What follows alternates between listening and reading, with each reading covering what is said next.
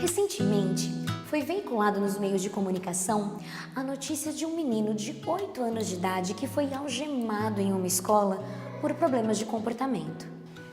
Há relatos de que essa criança teria transtorno de déficit de atenção e hiperatividade.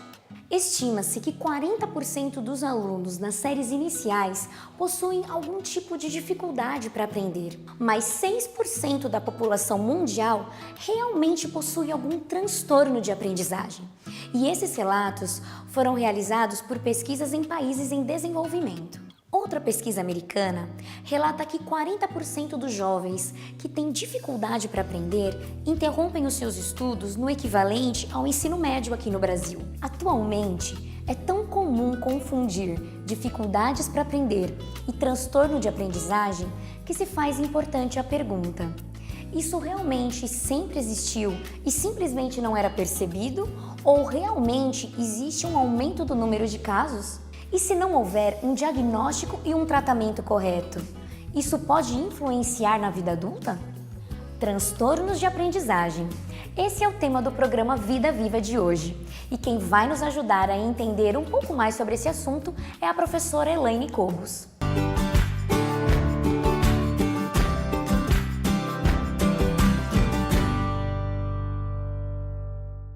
Professora Elaine, nós temos muita alegria em recebê-la aqui no programa Vida Viva. Vamos aprender muito com você hoje, viu? É uma honra e obrigada pelo convite, viu, Mariana? A professora Elaine é psicopedagoga formada pela PUC e também trabalha como orientadora educacional, além de trabalhar em seu consultório. Professora, quando é que a dificuldade para aprender é chamada de transtorno de aprendizagem? Primeiramente, é importante esclarecer a diferença entre dificuldade de aprendizagem e transtorno de aprendizagem. Então, a dificuldade de aprendizagem, ela seria uma coisa passageira. Então, por exemplo, uma criança não consegue ler. Ok. Então, ela pode não conseguir ler por um momento ou uma estratégia naquele momento que ela está desenvolvendo atividades. Então, isso tem que tomar cuidado, porque às vezes alguns pais e professores podem caracterizar como uma dislexia. Então, a dislexia é um transtorno de aprendizagem. O que diferencia? O transtorno é biológico, então não é uma situação passageira. Há uma dificuldade no sistema nervoso central que precisa ser estudado, analisado para trabalhar com essa criança. A gente que não vê isso todos os dias como você, pode ter uma impressão que, não sei se é certa ou errada, mas eu vou te perguntar agora, você vai me dizer. Antigamente, sempre teve gente que tirava notas boas e gente que tirava notas ruins na escola, sempre teve o que tinha mais ou menos dificuldade. E de alguns anos para cá, a gente começa a ver que se fala muito, é muito popular, dislexia, transtorno TDAH, sei lá, a gente vai falar bastante sobre isso, né? Mas eu te pergunto, a senhora acha que os casos sempre existiram, mas eram subdiagnosticados, ou que realmente existe uma maior incidência nos dias de hoje dos transtornos de aprendizagem? São duas coisas. Então, uma situação é que hoje as pessoas têm mais informação, acesso à informação. Então, o advento da internet, as leituras, então as famílias, elas acabam tendo informações sobre esses nomes. A dislexia, a descalculia, o déficit de atenção. Outra situação é o estudo, né? A ciência que colaborou para a gente traçar o diagnóstico. Eu não diria que nós temos mais casos. Precisamos tomar um cuidado. Na escola, vamos pegar no espaço escolar, as situações vão acontecer e nós vamos nos depararmos com sintomas. Então, eu gosto muito de esclarecer essa questão do sintoma e a causa. Okay. Então, por exemplo, uma criança agitada. Então, ela não para quieta na cadeira, ela é agitada. Ela é uma criança que não significa que tem uma hiperatividade. É porque às vezes ela já vem rotulada. É uma criança hiperativa. Isso. Fulana é hiperativa. Os pais... De acordo com a expectativa que toda mãe tem e com a preocupação, eles vão até a internet e pesquisam. Então, a criança agitada, ela não para quieta, não tem paciência para assistir um filme. Então, são sintomas, por exemplo, da hiperatividade, que não significa que uma criança agitada seja hiperativa. Que toda criança agitada seja hiperativa. A dislexia, a leitura que eu acabei de, que eu havia falado, a criança não está conseguindo ler. Então tem lá, ela não consegue ler, ela não consegue decifrar o som das palavras, não consegue montar uma frase. São sintomas que a gente encontra na dislexia, mas não significa que uma criança que apresente esse sintoma naquele momento é disléxica. Ok. E como é que a gente começa a perceber que há algum problema? São os pais que percebem, a escola? Como é que é feita essa questão e como é que eles chegam até você? Geralmente, Mariana, é a escola que encaminha. Tá. Porque quando a criança está no contexto familiar, a família não percebe a dificuldade da leitura, da escrita, ou se ela é mais agitada. Então, na escola, que ela vai ter que ser mais resiliente, se adaptar ao coletivo e aonde tem as regras. Então, por exemplo, quando ela tem que aprender a ler, ela tem que passar por regras, seguir regras. Quando ela tem que sentar na carteira, horários, ela passa por regras. Então, geralmente, é a escola que encaminha para o consultório. Ok. Tá? E quais seriam os transtornos mais frequentes nas crianças e jovens? O que nós temos recebido no consultório e também observado na escola é o transtorno de déficit de atenção, a hiperatividade. Atualmente, nós temos o processamento auditivo alterado, que é o PAC, que é um transtorno que dificulta também a leitura. Então, às vezes, há uma semelhança muito grande com a dislexia e a disgrafia. Certo. Tá? São os mais frequentes que nós estamos tendo hoje no âmbito escolar e na clínica. Eles são aprendidos ou eles são problemas realmente inatos, né? Que a criança já nasce com eles? Ou tem uma carga hereditária? Como é que funciona isso aí? Então, o transtorno de aprendizagem é genético, é biológico. Então, a criança ela vai nascer com esse transtorno. Mas há essa confusão em relação ao comportamento. Então, tem alguns estudos hoje, quando a gente fala, por exemplo, do déficit de atenção. Ele é um déficit de atenção. Será que ele é genético? Porque teria que ser genético, né? Pela a teoria, pelo o específico, ou ele é comportamental? Então, pela falta de disciplina das famílias, do limite, se tem essa confusão. Eu não sei se isso influencia, mas a falta de ter espaço para a criança brincar, isso pode influenciar? Porque às vezes a gente pensa, a criança fica lá o tempo todo fechada dentro do apartamento, só computador, videogame. Isso pode precipitar algum tipo de transtorno que se confunda com transtorno, por exemplo, de hiperatividade? Sim, então uma dica para os pais. Criança precisa interagir. Ok. Então, hoje, uma dica, né, para a família é levar a criança ao parque, brincar, propiciar esses espaços, que hoje a criança, como você falou, fica muito presa no apartamento, quantas vezes a gente já me deparei, a gente vai jantar fora e a criança está lá no celular. Esse é um comportamento que vem dos pais, criança e pai, né? Fica cada um no seu... Como forma, fique quieta, se comporte. Então, as regras, os limites, os hábitos, tudo isso são atitudes a serem desenvolvidas primeiramente pela família, que é o primeiro contato dessa criança quando vem ao mundo, e posteriormente junto à escola. Então, se você diz que os transtornos eles têm uma origem biológica, é difícil falar em cura, então? A palavra cura remete doença. Então, transtorno de aprendizagem não é uma doença. Tá? É uma dificuldade, como eu disse anteriormente, aonde essa criança, essa pessoa, seja criança, adolescente ou adulto, ela aprende de forma diferente. Então, o cérebro dela, as funções cerebrais funcionam diferente. Então, a criança que tem uma dislexia, ela nunca vai deixar de ser disléxica. Tá? Uma criança que tem um transtorno de déficit de atenção, ela não vai deixar de ter o transtorno de déficit de atenção. Ela vai aprender a lidar com essa dificuldade. Mas isso não precisa ser um rótulo que a criança vai carregar, eu sou disléxica, então não vou aprender de maneira nenhuma. É só ser bem conduzido e bem tratado, né? Ao contrário, não deve ser o rótulo. Então, acontece muito isso nas escolas e na clínica. Então, a família ela leva o seu filho para o diagnóstico. Vamos supor que nós traçamos o diagnóstico. É uma criança que tem déficit de atenção, hiperativa. Essa criança, ela vai passar por um acompanhamento e o rótulo é perigoso. Porque ela não é uma pessoa que não aprenda, que não tem capacidade de viver socialmente. Ela simplesmente vai aprender de forma diferente. Então, esse cuidado, tanto da escola como da família, é muito importante.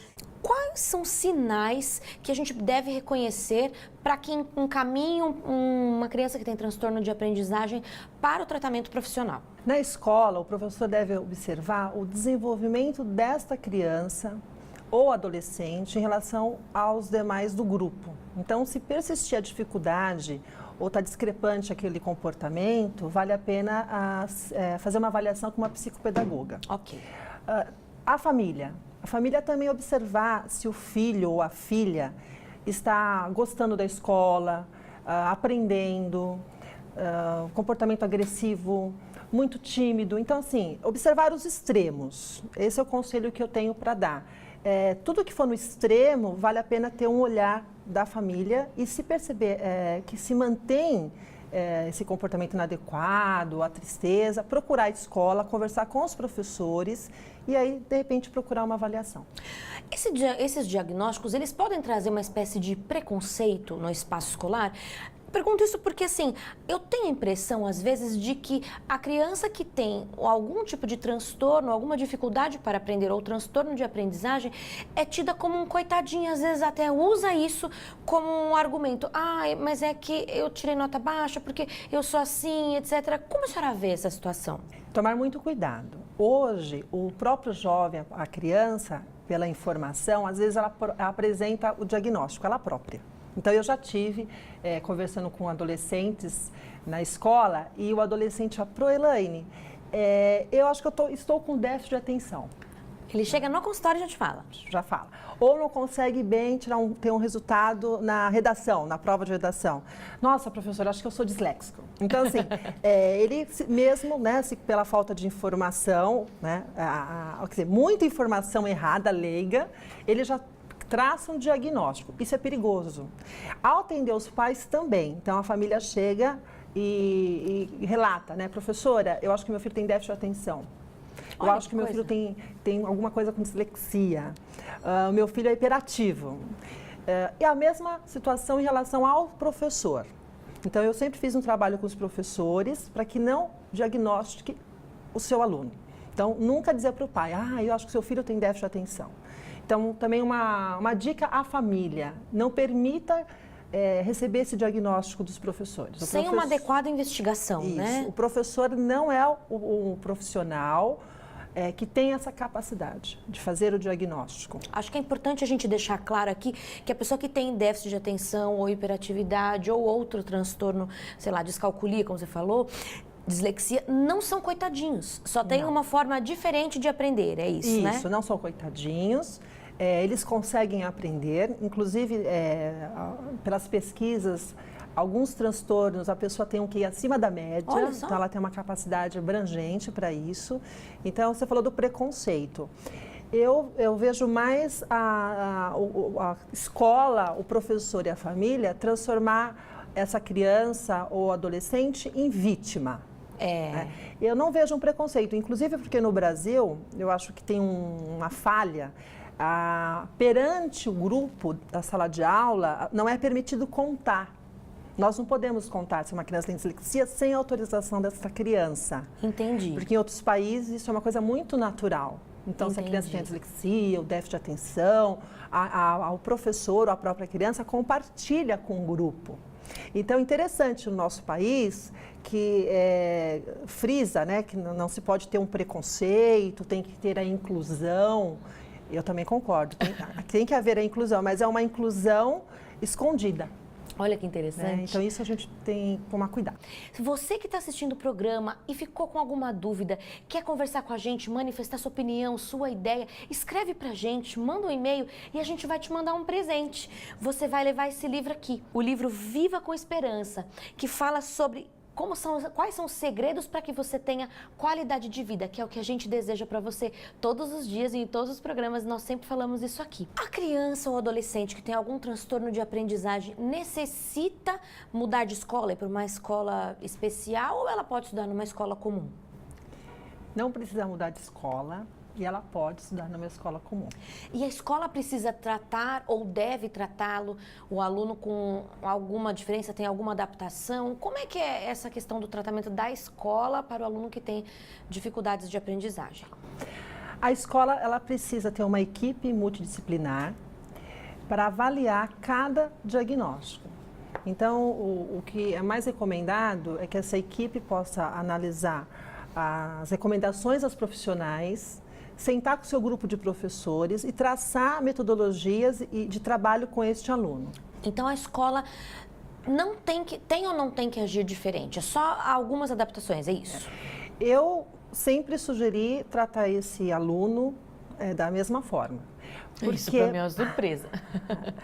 A criança, ou o adolescente, ele precisa entender que ele é capaz. Ele não é uma pessoa especial no sentido que não consegue aprender. Ah, entendi. Então tem que tomar muito cuidado para não criar a filosofia do coitadinho. Como nós falamos, né? Em relação ao professor com aquele aluno e à família também. Então, assim, primeiro, tem que deixar bem claro, são crianças e adolescentes capazes de aprender perfeitamente. Tá. Eu tive um aluno no 6º ano com dislexia, e hoje ele está numa ótima universidade. Então, eu já tive, na minha carreira, né, de escola e consultório, adolescentes e crianças que, quando receberam o diagnóstico, o laudo, vem aquela angústia da família e a primeira pergunta sempre é esta: essa escola serve para o meu filho? E eu tenho uma filosofia particular, né, eu sei que tem teorias diversas sobre o assunto, que qualquer escola serve para qualquer criança e jovem. Ah, que boa notícia. Eu acredito muito nisso. Vai depender da filosofia e da expectativa da família. Então, por exemplo, se tem uma criança numa escola exigente, que prepara para os melhores vestibulares do Brasil, e essa criança tem um diagnóstico, se a família fizer o acompanhamento, Mariana, junto com a escola, com os profissionais, né, trabalhar com uma tríade aí em função dessa criança e do seu desenvolvimento, ela vai ter o mesmo ou até melhor desempenho que as crianças que não apresentam o transtorno de aprendizagem. Agora vamos imaginar, professora, uma situação oposta a essa que você mencionou. Uma família que não percebeu, uma escola que não percebeu. O que pode acontecer com um aluno que chega na adolescência ou na idade adulta e não foi diagnosticado, não foi tratado? É muito triste, porque ele vai ser um adulto que no âmbito profissional pode sofrer vários problemas, não se adequar, e ao social também. E um grande risco desse jovem na fase adulta é ir para o caminho das drogas. Porque ele não consegue lidar com as frustrações, não entende porque não se adapta, então é um sofrimento muito grande, é uma angústia. E aí ele se sente, né, aquém da sociedade. E aí busca, muitas vezes, refúgio naquilo que dá prazer imediato, e a droga é um risco. Os transtornos de aprendizagem são causa de abandono escolar? Sim. Que é uma realidade no Brasil, né? Provavelmente, principalmente nas classes sociais mais humildes, onde não se tem a condição do tratamento e do diagnóstico, pode gerar um abandono, sim. Eu tive um privilégio de trabalhar um tempo na clínica da PUC, que é um lugar que você pode buscar ajuda, que tem uma equipe de profissionais e é gratuito. E me deparei com alguns adolescentes de 12, 13 anos, por exemplo, que já estavam saindo, abandonando a escola, porque com essa idade não sabiam ler. Olha que e escrever. E quando foi feito um trabalho, nós conseguimos alfabetizá-los e aí retomar, né, essa vida dessa criança, desse jovem para a escola. Então, você vê que impacto que isso pode causar? Enorme, Mariana, né? É um impacto e vai gerando aí a pessoa que não vai se ajustar na sociedade e caminhos aí tristes que ela pode percorrer. Pode até ser causa, então, de ansiedade, depressão, porque a pessoa se sente inferiorizada, né? Tudo pode acontecer, né? Inclusive, o transtorno de aprendizagem pode, não tratado, levar a outras doenças, né? Aí sim doenças. perigosa, depressão, transtorno bipolar, e aí vai gerando outras, né, situações difíceis aí para essa pessoa. E professora, que dicas você daria para as pessoas que estão nos assistindo agora, que têm os filhos que falam, puxa, será que isso acontece na minha casa? Será que isso acontece comigo? Ou adulto, algum adolescente, adulto que pode estar vindo, tem dificuldade de se ajustar no trabalho. Que dicas você daria para essas pessoas que nos assistem? Primeiramente, acreditar que é possível, né, o ser humano mudar. Então, nós somos pessoas, somos resilientes, né? Procurar ajuda. Então, tem uma suspeita, tem uma dificuldade, converse com a escola, tente buscar um profissional para fazer uma avaliação, porque às vezes a dificuldade é sintoma, a preguiça, então é um sintoma. Com o diagnóstico, você vai eliminar. É preguiça mesmo, ele precisa de uma reeducação ou é um transtorno? E aí buscar uma trajetória, uma intervenção adequada que vai ajudá-lo. E procurar, eu acredito muito hoje no jovem procurando Deus também. Eu vejo muitas famílias e os jovens sem Deus no coração. Olha então, eu assim, a pessoa, independente da religião, ela precisa do espiritual. Com certeza. Ela precisa acreditar, ter fé. Então, eu vejo que o jovem hoje está faltando esse lado espiritual na vida deles. Professora Elaine, foi uma alegria imensa receber você aqui no programa Vida Viva. Certamente você nos ajudou muito a entender toda uma questão que faz parte mesmo do dia a dia das famílias e a gente quer receber você mais vezes aqui, viu? Muito obrigada. E aos pais que estão me assistindo e professores, acreditem nessas crianças e nesses jovens. Obrigada. E a você que ficou conosco até o fim da entrevista, o nosso muito obrigada, desejando que você nos assista na próxima semana e desejando que as coisas que a gente aprendeu aqui possam ser realidade na sua vida e na sua família. Fique agora com uma mensagem espiritual.